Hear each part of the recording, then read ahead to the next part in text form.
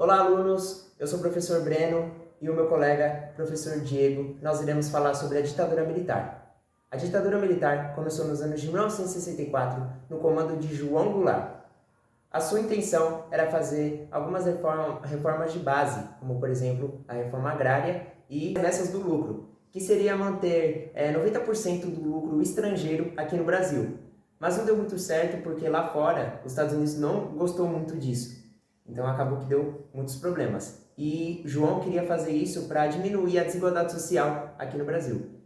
Mas ele também teve alguns problemas com os militares. Com isso ele foi retirado do poder.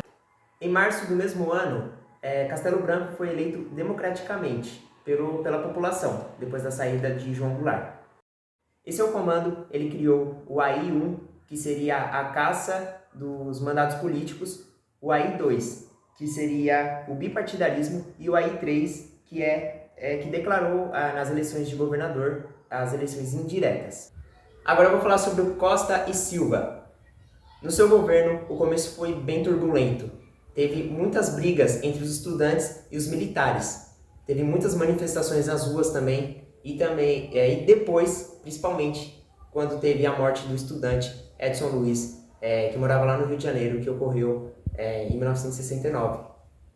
Isso fez com que teve muitas brigas e também teve a passeata dos 100 mil. Ele criou também o AI-5, que foi o fim do habeas corpus.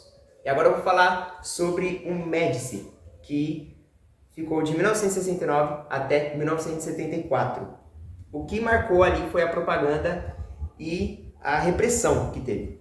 O PIB do Brasil cresceu muito no seu governo e fez com que iludisse um pouco a população. Tanto que não rolou muito isso. Essa questão do PIB ficou mais visível para eles do que para a própria população brasileira, aumentando mais ainda a desigualdade social. E teve o tricampeonato mundial do Brasil, da seleção brasileira, lá no México, em 1970, que isso ajudou nossa propaganda para se aproximar da população e ganhar mais credibilidade.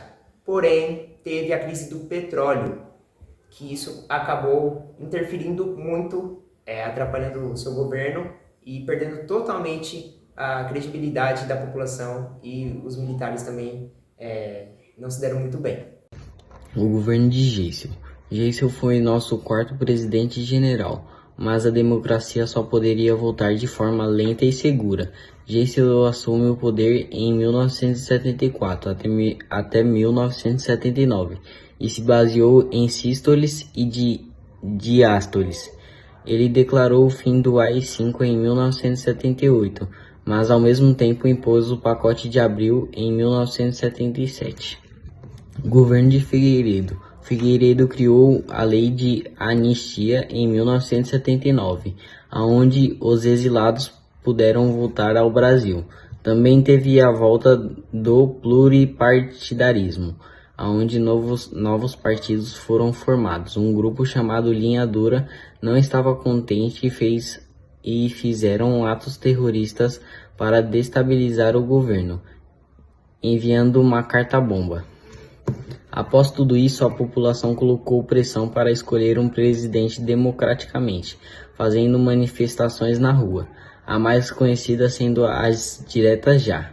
O presidente civil eleito por eleição indireta foi Tancredo Neves, em 1985, escolhido para dar fim na ditadura militar, onde faleceu, e quem tomou posse foi seu vice José Sarney, que iniciou o governo civil.